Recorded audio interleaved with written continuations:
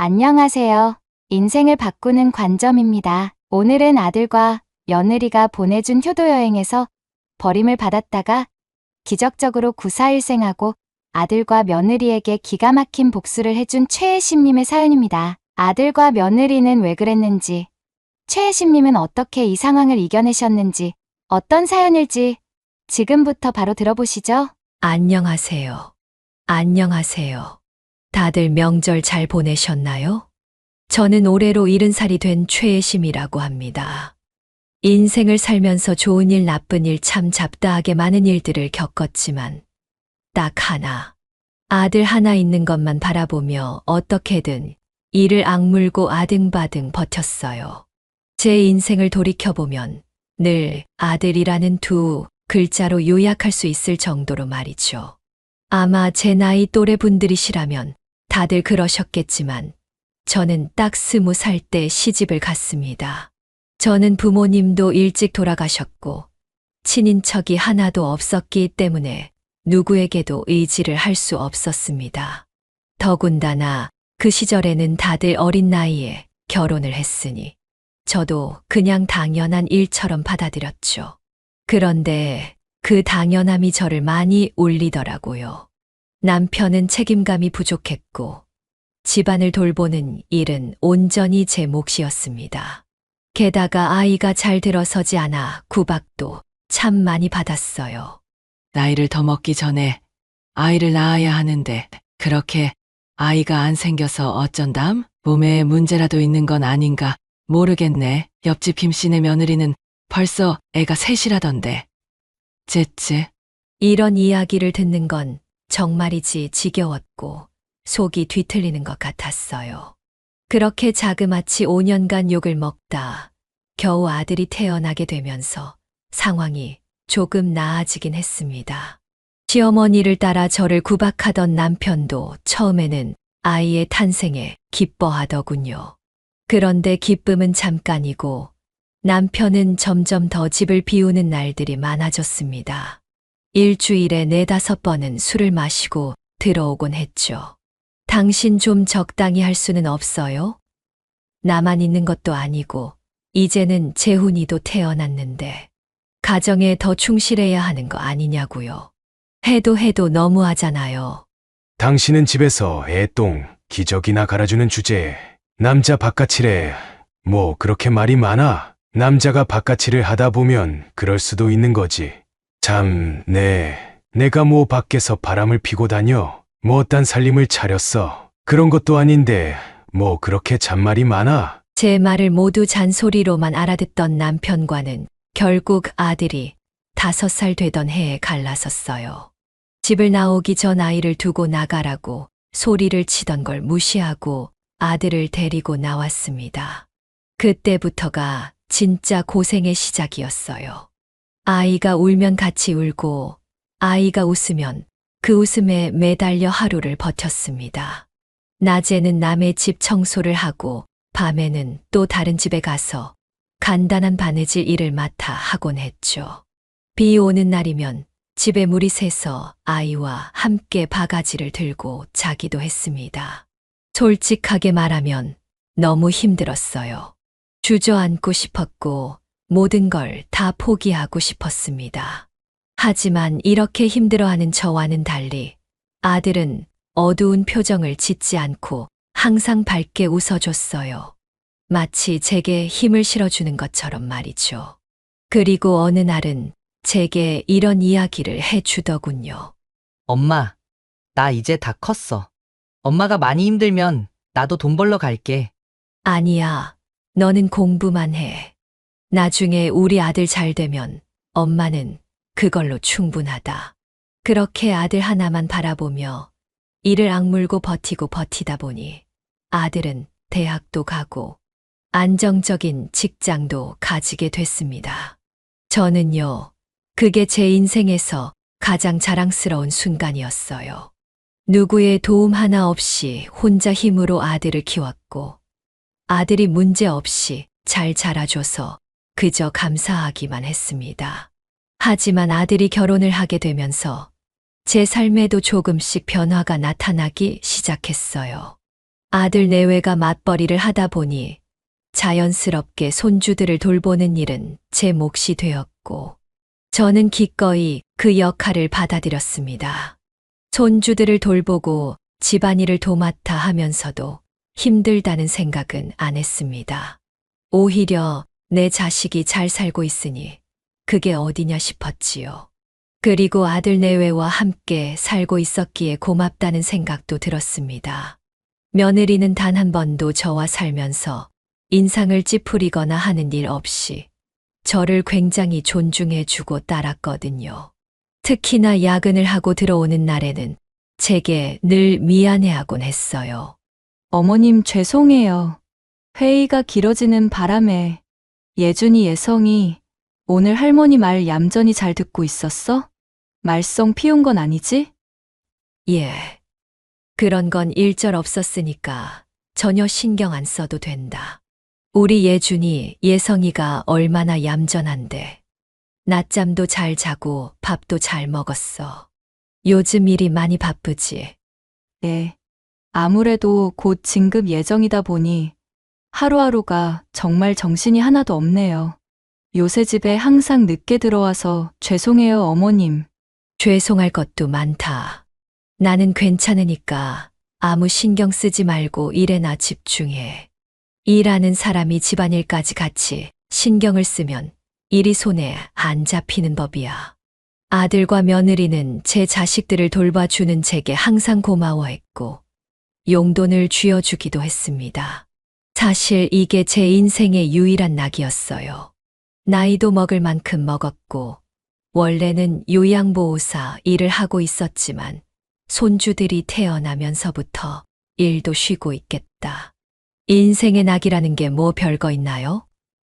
늙음하게 손주들 재롱 떠는 거 보고 자식 잘 되는 거 보는 게 인생의 소소한 즐거움이지. 그래서 저는 아무런 불만이 없었습니다. 그런데 시간이 흐르면서 제 몸도 점점 지쳐갔습니다. 이제는 나이가 들어서 그런지 무릎도 아프고 허리도 자주 삐끗하기 일쑤였지요. 병원에 갈 때마다 의사 선생님은 집안일을 최소한으로 줄이고 쉬어야 한다고 말씀하셨지만 아들 내외를 생각하면 손을 놓을 수가 없었어요. 그래서 무릎과 허리에는 늘 파스를 붙이고 다녔고 되도록 아픈 티를 내지 않으려고 열심히 애를 썼습니다. 그러던 어느 날 아들 내외가 뜬금없이 제게 여행 이야기를 꺼내는 것이 아니겠어요? 어머니, 효도 여행 한번 다녀오시는 거 어떠세요? 그동안 저랑 아내 대신 집안일도 하시고 또 애들도 돌보신다고 고생 많이 하셨는데 이제 어머니도 좀 즐기셔야 하지 않겠어요? 아들의 말에 처음엔 황당했습니다. 여유도 없고 가지고 있는 돈도 많이 없는데 무슨 여행이냐고 했더니 아들이 손사래를 치며 말하더라고요. 어머니, 그런 건 걱정 마세요. 저희가 다 준비해 놨어요. 조용하고 공기 좋은 곳으로 모셔다 드릴게요. 거기서 좀 쉬고 오세요. 요즘에는 자연 친화적 효도 관광 패키지라고 해서 좋은 시골 쪽으로 부모님을 여행시켜드리는 그런 패키지가 있다고 하더라고요. 숙소도 어머니 혼자 쉬시기 좋은 곳으로다가 예약했고 저희가 결제까지 다 해뒀어요. 그래요, 어머님. 이 사람 말대로 정말 고생 많이 하셨잖아요. 잠깐 숨 좀 돌리고 오셔도 괜찮을 거라고 생각해요. 7박 8일 일정이니까 그동안은 잠깐 집안일이고 손주들이고 다 잊어버리시고 마음 편히 즐기다가 오셔요. 아들과 며느리의 말을 듣고 나니 그제서야 나도 좀 쉬어도 되겠다는 생각이 들었습니다. 집안일이 쌓여도 괜찮겠지. 손주들이랑 잠깐 떨어져 있어도 괜찮겠지 싶더라고요. 나중에는 손주들도 제게 달려와 폭 안기며 이런 말을 해주는 거예요. 할머니, 여행 잘 다녀오세요. 손주의 말을 듣고 나니까 더 마음이 놓인 저는 여행을 가기로 결정했습니다.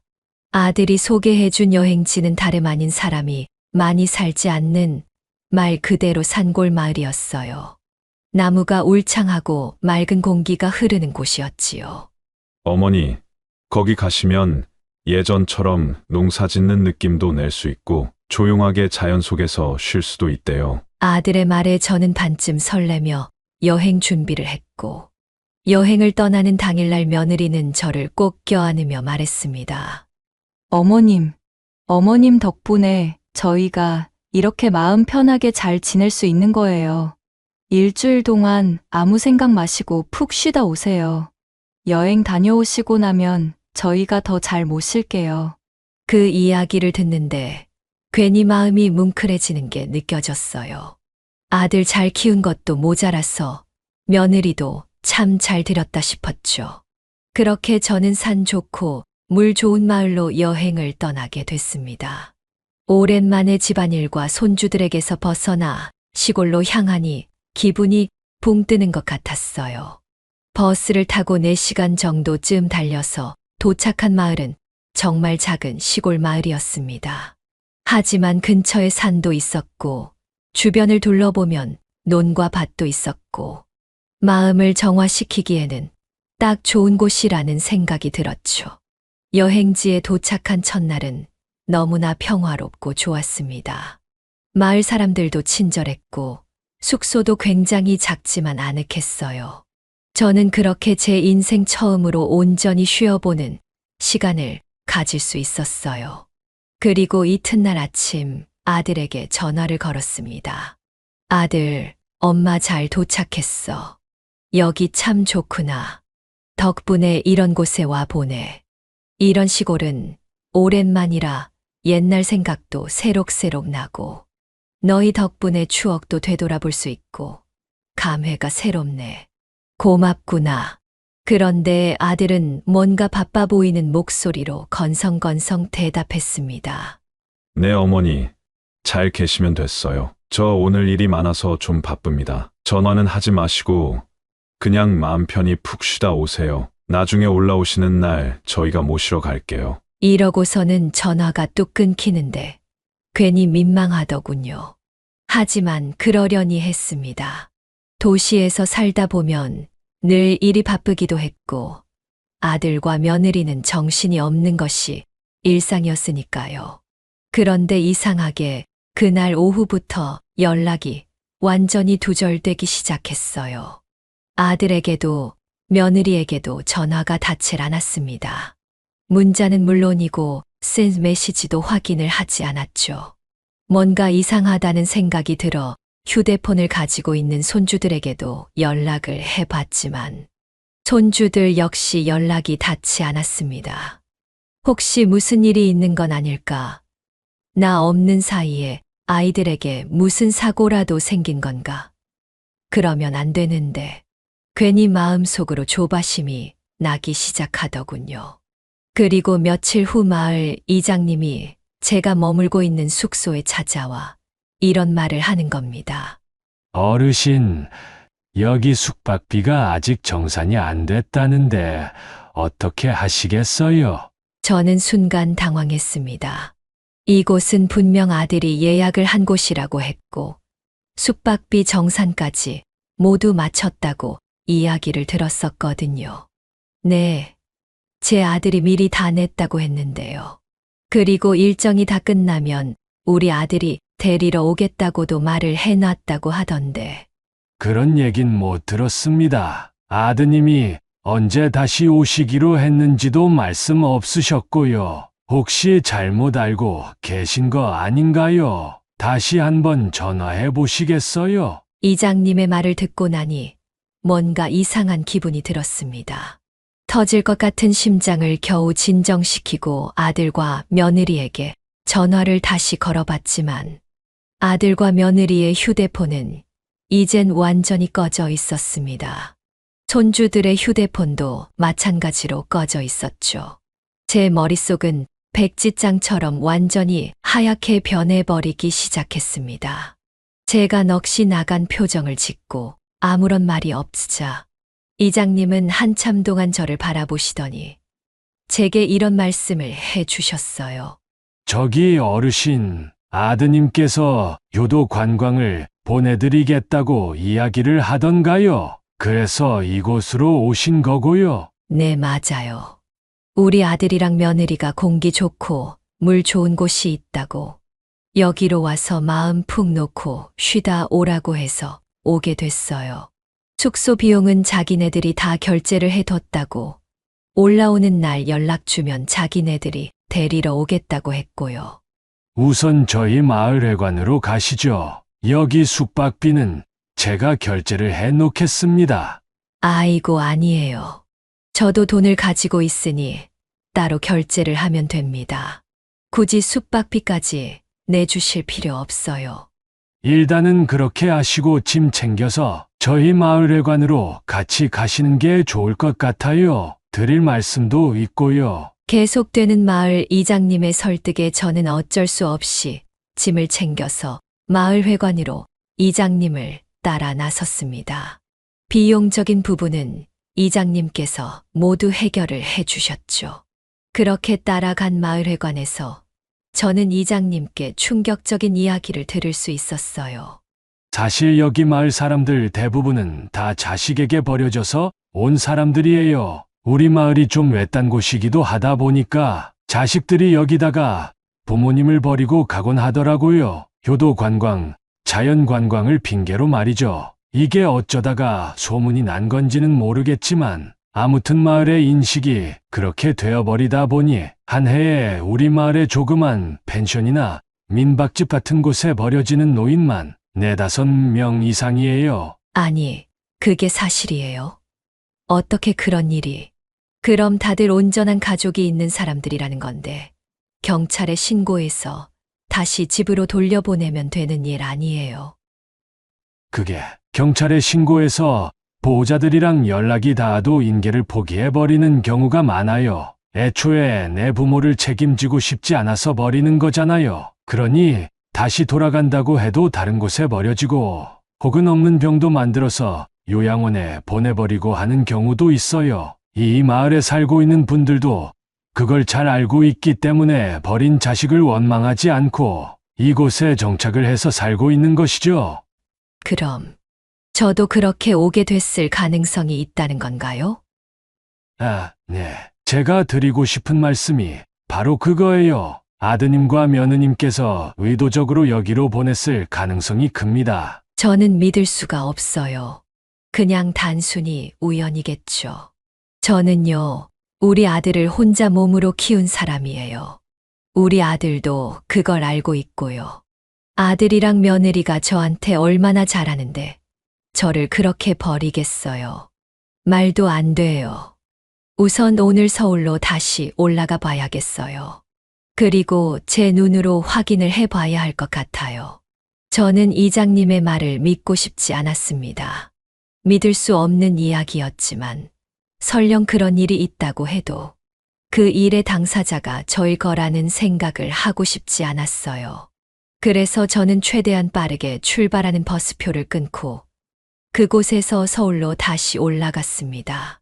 버스 안에서도 빌고 또 빌었어요. 제발 내가 생각하고 있는 것이 아니기를. 내가 버려진 것이 아니기를 말이죠. 그렇게 버스는 4시간여를 달려 서울에 도착했고 서울에 도착하자마자 저는 택시를 타고서 집으로 향했습니다. 그렇게 도착한 집에는 아무것도 없었어요. 아들도 며느리도 손주들도 그리고 가구들도요. 집안은 완전히 텅 비어서 어떤 것도 남아있지 않았습니다. 저는 비어버린 집안을 둘러보며 다리에 힘이 풀려 주저앉아 버리고 말았어요. 마을 이장님의 말이 맞았습니다. 아들로부터 버림을 받은 것이었죠. 빈집에 홀로 앉아 저는 멍하니 천장을 바라봤습니다. 이게 어떻게 된 일인지 도저히 이해할 수 없었습니다. 하지만 눈물을 흘릴 시간도 아들 내외를 원망할 시간도 없었습니다. 남은 돈과 짐을 확인하며 앞으로 어떻게 해야 할지 고민해야 했죠. 우선은 빈집에 있을 수는 없었고 제가 몸을 의탁할 어느 친구나 친인척이 하나도 없었기 때문에 날이 밝자마자 제가 있었던 마을로 다시 버스를 타고 내려갔습니다. 이장님께서는 다시 찾아온 저를 맞이해 주셨죠. 기다리고 있었습니다. 연락처를 받아놓는 걸 깜빡해서 따로 전화도 못 드리고 걱정하고 있었는데 서울에 올라가니 아드님, 며느님은 계시던가요? 이장님 말씀이 맞았습니다. 아들, 며느리가 저를 여기다가 버리고 간 거였어요. 다른 분들처럼 저도 자식에게 버림을 받은 게 맞았습니다. 염치 없지만 저를 좀 도와주실 수 있을까요? 당연히 도와드릴 수 있습니다. 일단은 임시로 생활하실 수 있는 거처를 마련해 드릴게요. 그리고 앞으로 어떻게 할지 천천히 생각해 보도록 하죠. 그렇게 저는 마을 이장님의 도움으로 작은 집에서 생활을 할 수 있었습니다. 허름하지만 비가 새지 않고 따뜻한 햇살이 들어오는 공간이었기에 지내기에는 크게 불편하지 않았어요. 마을 주민들도 하나둘 찾아와 제가 이 마을에 머무르게 된 것을 환영해 주셨습니다. 방 한쪽엔 마을 분들이 챙겨준 이불과 옷가지가 쌓여 있었고 부엌에는 갓 따온 채소와 쌀이 놓여 있었어요. 처음엔 낯설고 어색했지만 시간이 지나면서 점점 마을 생활은 익숙해졌습니다. 아침이면 마당을 쓸고 텃밭에서 자잘한 농사일을 도와드리기도 했습니다. 그리고 이장님은 제가 생활하는데 편하도록 가구 몇 가지를 내어주셨고 저는 받은 가구들을 정성껏 닦고 손질하며 내 보금자리를 만들어 갔어요. 솔직히 말하면 처음 이곳에 왔을 때에는 마을 사람들의 시선이 두려웠습니다. 저 할머니는 왜 혼자 저기 있는 걸까? 무슨 사연이 있어서 저렇게 됐을까? 하는 눈빛이 느껴졌습니다. 하지만 시간이 지나면서 점점 내게 먼저 말을 걸어주는 사람들이 생겼습니다. 할머니, 혼자 사시면서 반찬은 직접 만들어 드셔요? 아니요. 딱히 만들어 먹는 건 없는데. 그러시면 이거 가져가세요. 이거 제가 직접 만든 장조림이에요. 그리고 이거는 제가 재작년에 담궈둔 김치인데 푹 익어서 김치찌개 끓여 드시면 아주 맛있을 거예요. 시장에서 반찬 가게를 운영하는 아주머니가 제 손에 작은 반찬통을 쥐어줬습니다. 나는 손사래를 쳤지만 아주머니는 밝게 웃으며 이 마을에 계시니까 우리는 이제 한 식구나 마찬가지예요. 하고 말을 해주더군요. 그 말을 들은 저는 가슴 한켠이 따뜻해지는 것을 느꼈습니다. 그리고 날씨가 점점 쌀쌀해질 무렵 동네 어르신께서 제게 털이 도톰한 외투 몇 벌을 내밀며 이렇게 말씀을 하시더군요. 이거 내가 안 입는 옷인데 그냥 놔두긴 아까워서 우리 마을에 계시는 동안 따뜻하게 입으세요. 여기는 겨울이 오면 눈도 많이 오는 데다가 워낙 찬 바람도 많이 불어서 미리미리 추위를 대비해 놓는 것이 좋아요. 꼴은 이래도 아주 따뜻할 거예요. 건네주신 옷들은 죄다 손때가 묻은 옷이었지만 그 따뜻한 마음이 더없이 소중하게 느껴졌어요. 그리고 마을 사람들뿐 아니라 이장님께서도 늘 조용히 저를 살피며 무슨 일이 생기면 먼저 손을 내밀어 주셨습니다. 저는 어느 순간부터 고민이 생기면 이장님과 차 한 잔을 하며 마음을 터놓게 되었죠. 그리고 이장님의 소개를 통해 읍내에 있는 요양병원에서 요양보호사로 다시 일을 하게 되면서 생활비도 벌 수 있게 됐습니다. 제가 돌봐드리는 어르신들은 대부분 다 이런 이야기를 하시더군요. 내가 만났던 요양보호사들 중에서 가장 마음이 깊고 따뜻한 사람인 것 같아요. 항상 여기 있는 사람들 중 대부분은 인상을 찌푸리기 바빴는데 어쩜 이렇게 성격도 좋고 따뜻하고. 당연히 잘해드리는 게 맞는 거예요. 그게 저희 일이니까요. 그래도 성격 좋고 따뜻하다고 말씀해 주셔서 정말 감사해요, 어르신. 그렇게 일을 하고 마을에서 생활한 지 어언 한 달 정도의 시간이 흘렀을 무렵 마을회관 앞 벤치에 나란히 앉아있던 제게 이장님이 물었습니다. 여기 생활은 이제 좀 적응이 됐어요. 다친 마음은 치료가 좀 됐고요. 물론이죠. 이제는 여기가 내 고향 같아요. 고작 한 달밖에 지나지 않았지만 매일매일이 즐겁고 행복하고 웃는 날의 연속이에요. 솔직한 마음이었습니다. 이곳 사람들 모두가 가족같이 느껴졌어요. 처음에는 아들에 대한 배신감으로 밤잠을 이루지 못했었지만 시간이 지날수록 마음도 점점 치유되는 느낌을 받았습니다. 그러던 어느 날 이장님이 제게 찾아와 조심스럽게 말을 건넸습니다. 갑자기 생각이 나서 물어보는 건데 혹시 통장 확인은 해봤어요? 통장이요? 아니요. 통장 관리는 따로 하고 있지 않은데 왜 그러세요? 얼마 전에 저기 마을회관 옆에 감나무집 할머니께서 아들한테 크게 당하셨거든요. 아들이랑 연을 끊고 산 지가 꽤 됐는데 통장에 있는 돈을 몰래 빼내서 쓰다가 걸렸다나 어쨌다나. 아무튼 그 소리를 듣는데 생각이 번쩍 나더라고요. 그래서 여쭤보는 거예요. 평소에 통장 관리를 본인이 직접 잘 하고 계신가 싶어서요. 네, 정말요? 그런 일이 있었다고요? 아, 네. 남의 일이라고 생각하지 마시고 우선 한번 확인해 보시는 게 좋을 것 같아요. 그래도 만에 하나라는 게 있으니까요. 연세 많으신 어르신들은 통장 인출 내역이 문자로 날아온다거나 그런 걸 설정해 놓지는 않잖아요. 그러니 오늘이라도 은행에 가서 확인을 해 보시는 게 좋을 것 같아요. 그 이야기를 듣는데 정말 남의 일이라는 생각이 전혀 안 들더군요. 어쩌면 이미 아들이 내 통장에도 손을 댔을지도 모르겠다는 생각이 들기 시작했습니다. 저는 깊이 숨을 들이마신 후 이장님과 함께 읍내에 있는 은행으로 향했습니다. 그리고 창구 직원에게 내 계좌에 있는 전체 거래 내역을 요청하자 화면에 낯선 인출 기록이 쭉 나열되었습니다. 10만 원, 20만 원, 때로는 5만 원씩 일정한 간격으로 빠져나간 돈들이 말이죠.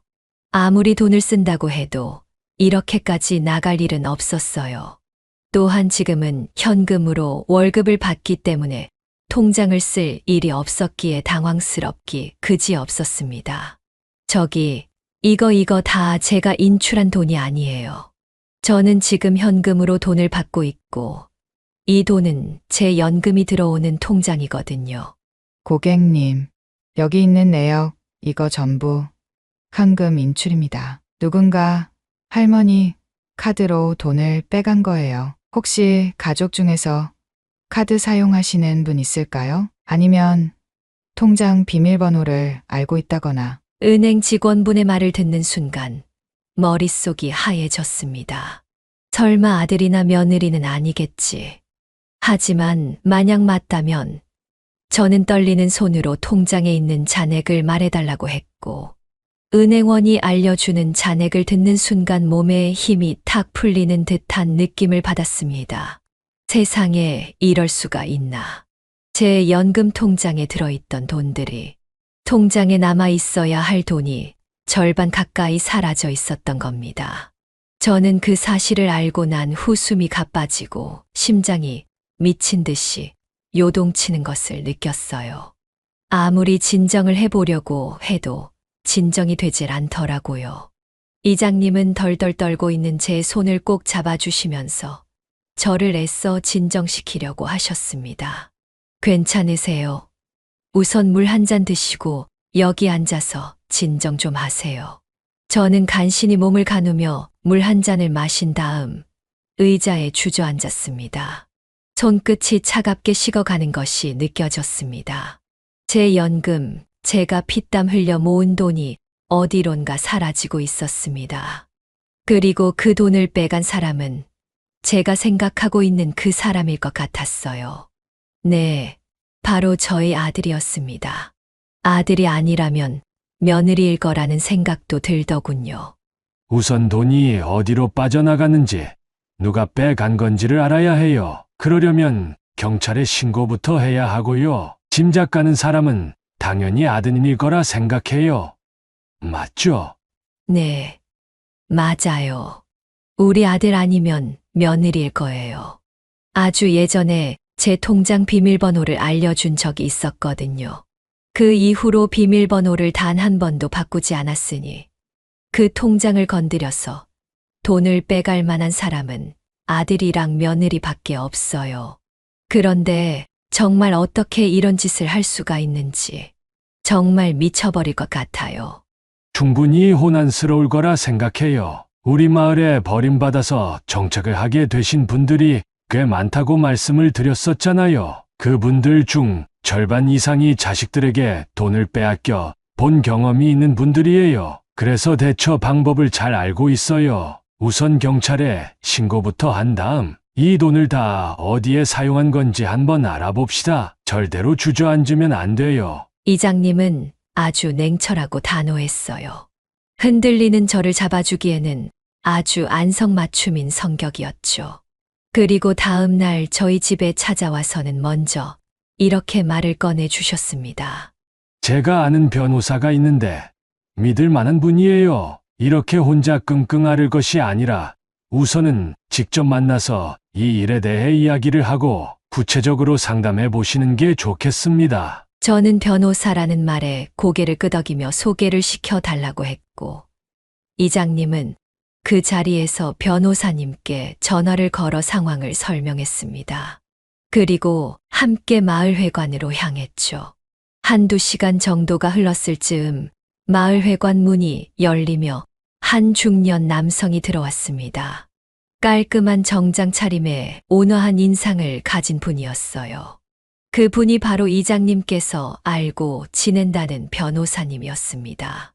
안녕하세요, 어르신. 이장님께 연락받고 급히 왔습니다. 어떤 일 때문에 그러시는 건지 저한테 구체적으로 이야기를 해 주실 수 있을까요? 저는 조용히 고개를 끄덕이며 은행에서 뽑아 온 통장 거래 내역서를 변호사님께 내밀었습니다. 변호사님은 꼼꼼히 거래 내역을 살피며 고개를 끄덕이더니 한 가지를 짚어냈어요.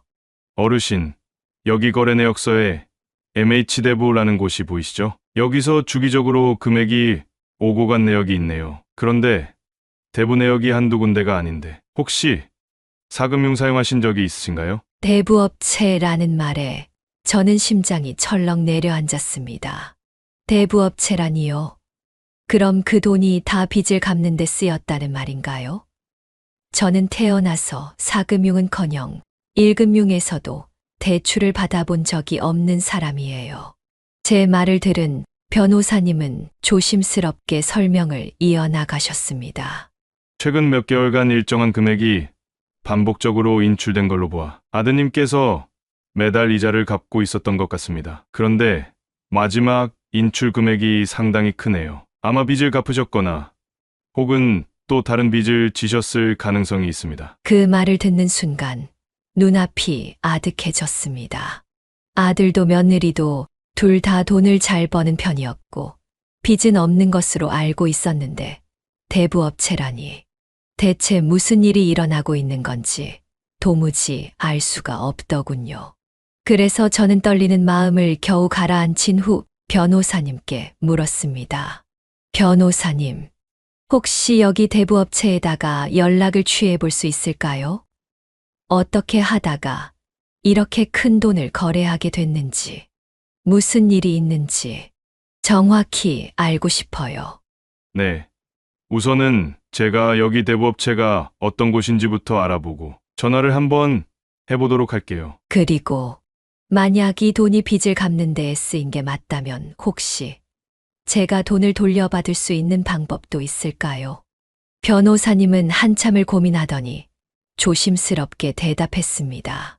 우선 법적으로는 가능하지만 아드님이 돈을 이미 써버렸다면 실질적으로 돌려받기는 어려울 수도 있습니다. 우선 정확한 사용처를 확인해야 합니다. 제가 좀 더 조사를 해보고 돌려받으실 수 있는지 없는지에 대해 알아보도록 하겠습니다. 네, 감사합니다.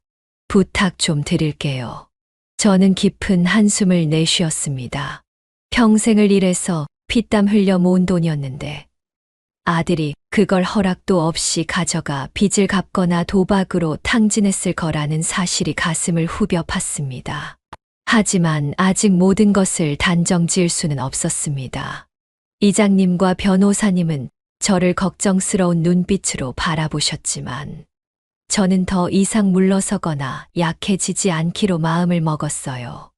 내 돈이 어디로 갔는지, 그리고 돈을 가지고 간 사람이 아들이 맞다면 왜 그런 짓을 한 건지, 이제는 분명히 알아야 했습니다. 그리고 며칠 후 변호사님이 내역을 분석하던 중 아들이 도박에 중독되어 큰 빚을 지게 되었다는 사실이 밝혀졌습니다.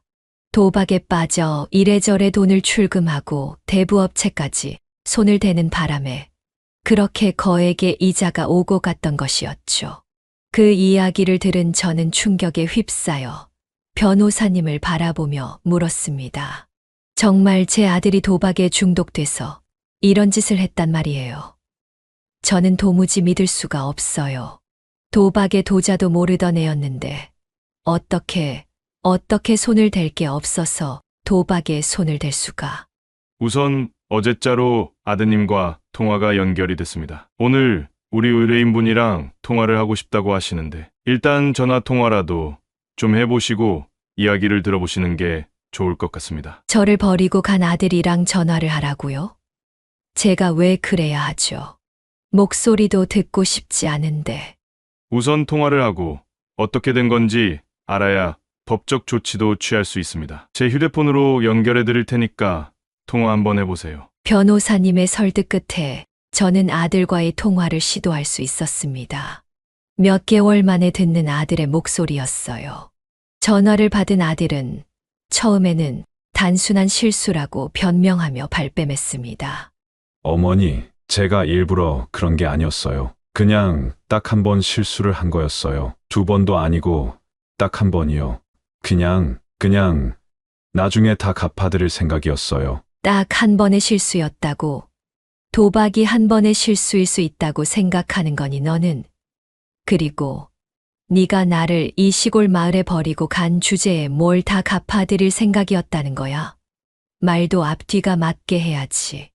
아들은 끝까지 본인의 잘못을 인정하지 않고 한 번의 실수였다고 구구절절 변명했지만 변호사님의 철저한 조사 끝에 아들은 아주 오랫동안 도박에 빠져 있었으며 이를 감추기 위해 저와 며느리에게까지 거짓말을 해왔다는 사실이 드러났습니다. 제가 생각하는 것 그 이상으로 아들은 밑바닥을 보이는 상황이었죠. 며칠 후 저는 다시 아들과 통화를 하면서 떨리는 목소리로 물었습니다. 한 번의 실수였다면서. 그냥 딱 한 번이었다면서. 너 왜 거짓말했니? 한 번이 아니라 상습적인 도박이었잖아. 게다가 내 통장에서 돈을 빼간 것도, 나를 이 시골 마을에 버리고 간 것도 모두 의도한 일이었잖아. 차라리 솔직하게 말을 하지 그랬어. 도박에 빠져서 이렇게까지 상황이 됐으니 좀 도와달라고 하지 그랬어. 그랬다면 나는 더 묻지 않고 널 도와줬을 텐데. 어쩌다 이 지경까지 온 거냐? 응? 저의 울음 섞인 목소리를 들은 아들은 한참 동안 말이 없었습니다. 그리고 조용히 흐느끼는 소리가 들려왔어요. 어머니, 죄송해요. 정말 죄송해요. 저도 멈추고 싶었는데, 그런데 한 번 할 때마다 욕심이 생기고, 그러다 보니까 빚이 감당할 수 없을 정도로 너무 많아졌어요. 그래서 어떻게든 갚아야 했어서 생각한 게 그 방법 하나뿐이었어요.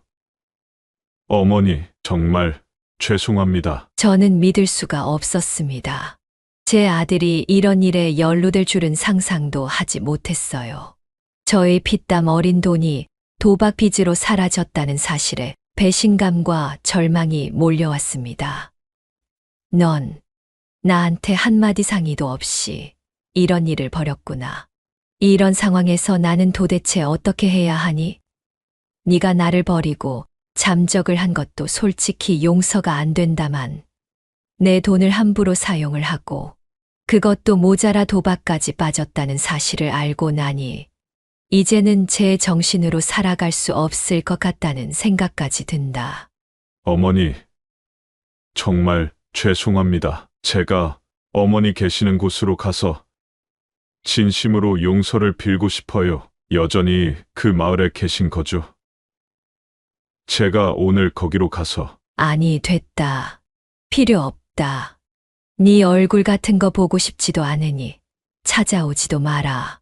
저는 아들에게 소리를 지르며 전화를 끊어버렸습니다. 세상에 뻔뻔한 것도 정도가 있지.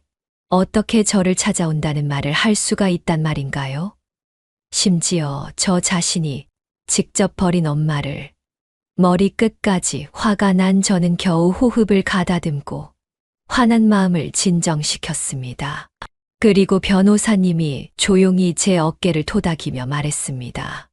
이제 중요한 건 이 문제를 어떻게 해결할지입니다. 법적으로 대응할 방법을 차근차근 찾아보죠. 자식이라고 해도 이 부분은 제대로 짚고 넘어가야 할 문제니까요. 변호사님은 우선 제가 법적으로 대응할 수 있는 방법을 하나하나 꼼꼼하게 설명해 주었습니다.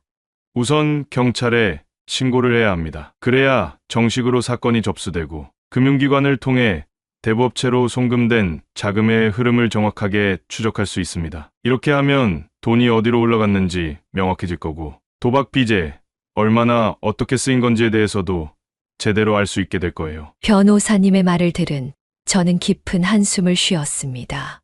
법적 대응은 당연히 해야 하는 절차였지만 아무리 생각해도 엄마로서 자식을 경찰에 직접 신고를 한다는 것이 썩 마음이 편한 일은 아니더군요. 경찰에 신고하면 우리 아들은 어떻게 되는 거죠?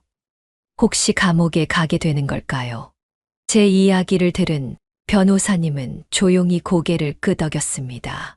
징역살이를 할 가능성도 배제할 수는 없습니다. 하지만 처벌 수위를 조정할 수 있도록 저희가 최대한 도움을 드릴 수 있습니다. 형량이 결정되는 것에 있어서 가장 중요한 건 이 문제를 해결하는 과정에서 아드님이 스스로 잘못을 인정하고 얼마나 반성하느냐에 따라 달려 있어요. 가슴이 무너지는 기분이었습니다.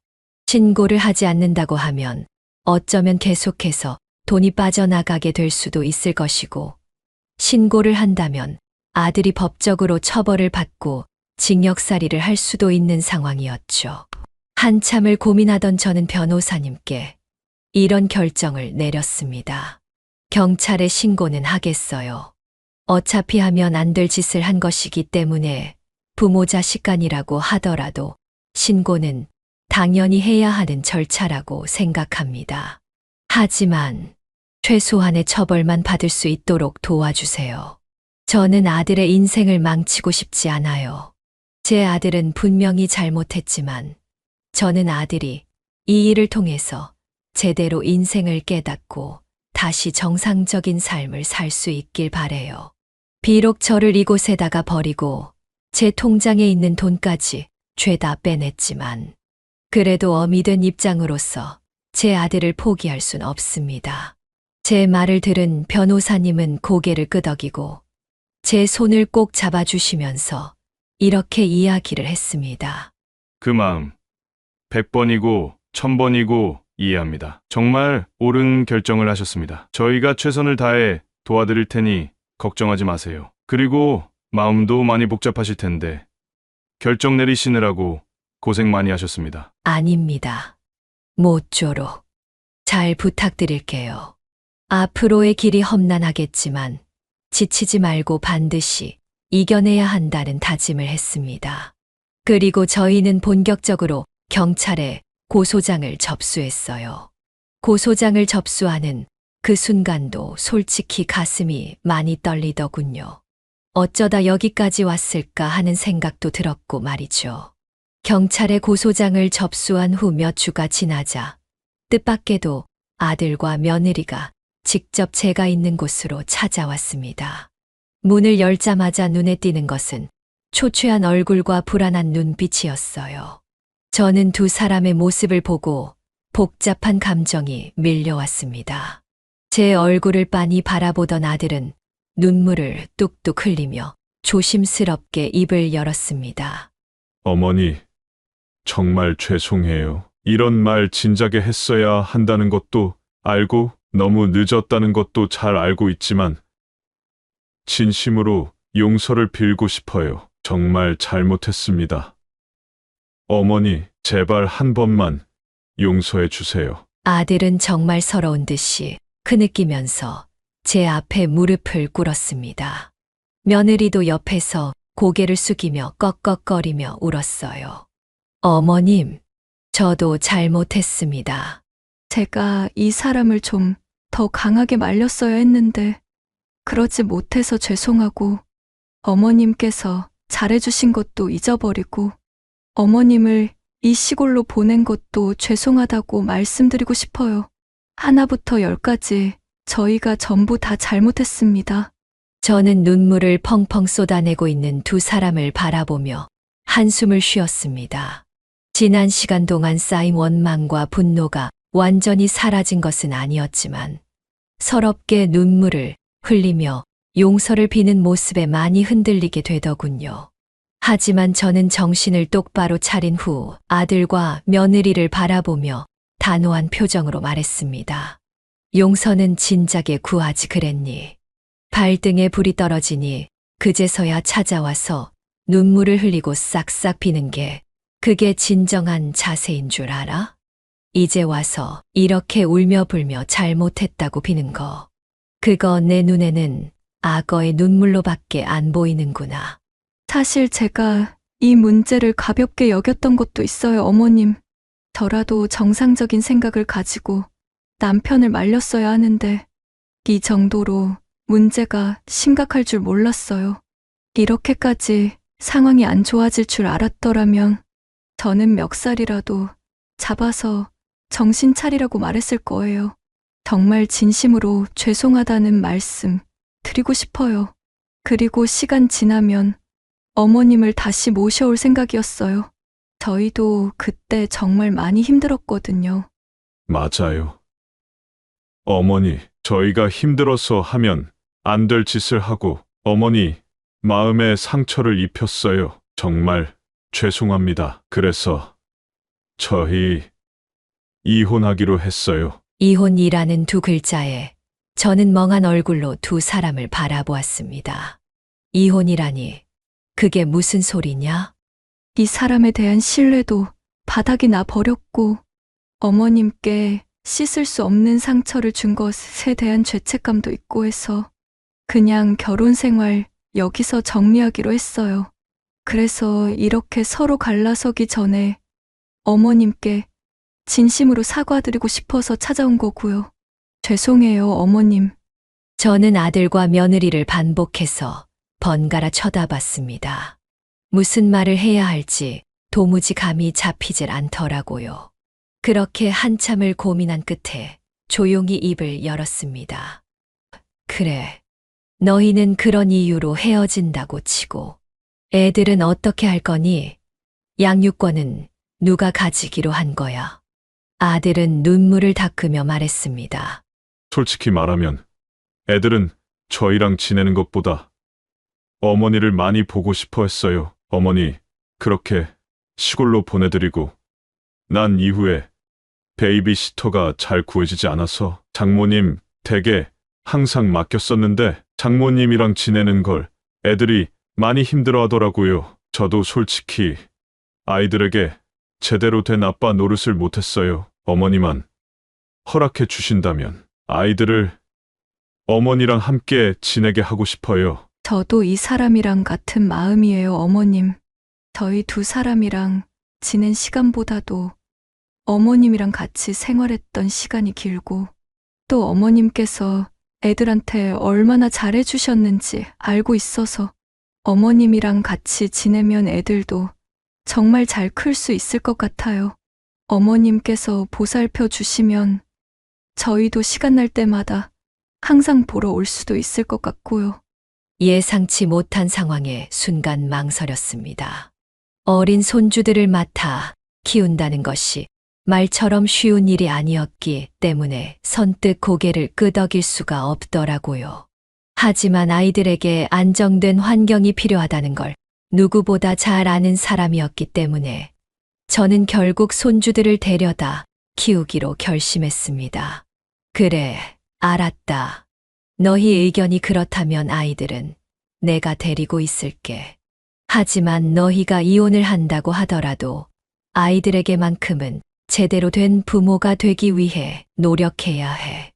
이런 대화를 나누던 도중 변호사님이 개입하여 이 상황을 정리하기 위해 아들에게 단호하게 말했습니다.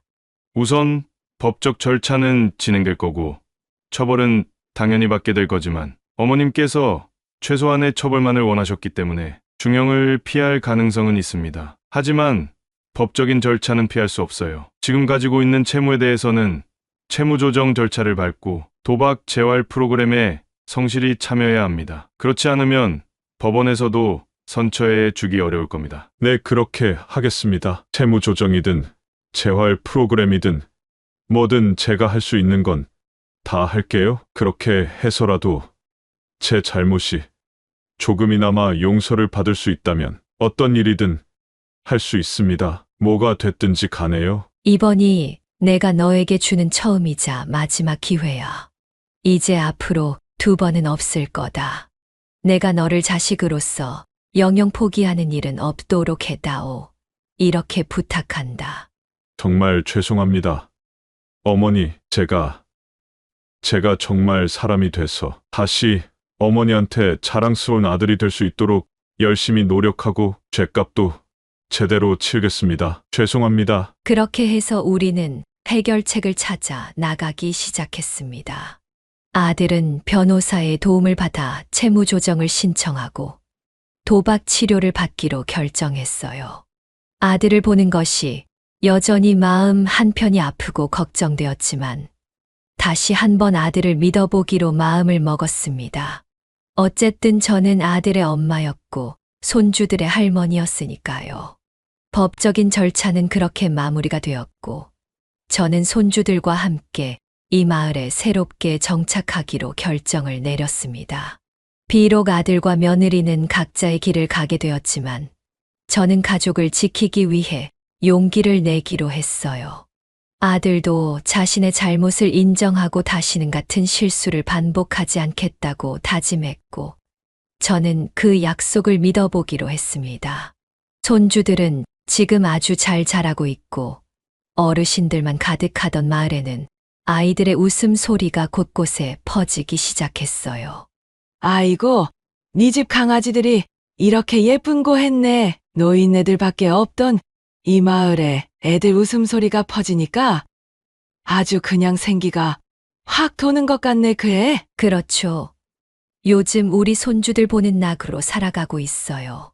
그래, 그런 낙이라도 있어야지. 아들은? 치료 잘 받고 있대? 예. 도박 중독이라는 게 생각보다 무서운 거라고 하더라고요. 아들도 이번 기회에 손 싹 씻고 정신 제대로 차리겠다고 열심히 프로그램 치료 받고 있다고 하네요.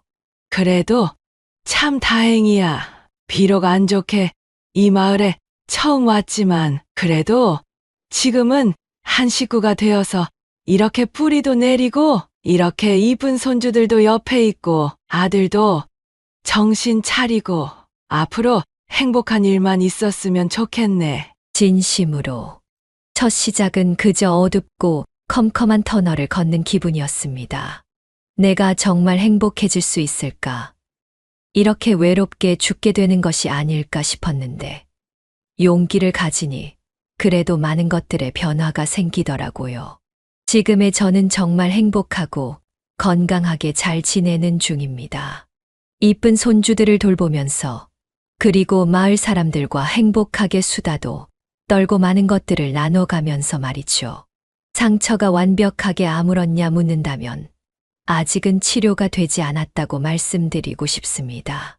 하지만 시간이 해결해 줄 것을 알기에 또 내일을 살아가다 보면 자연스럽게 무뎌져 갈 것을 알기에 저는 열심히 용기를 내어 살아가 보려 합니다. 제 이야기를 끝까지 들어주셔서 감사하고 많은 분들에게 그저 행복만이 따르기를 진심으로 바라겠습니다.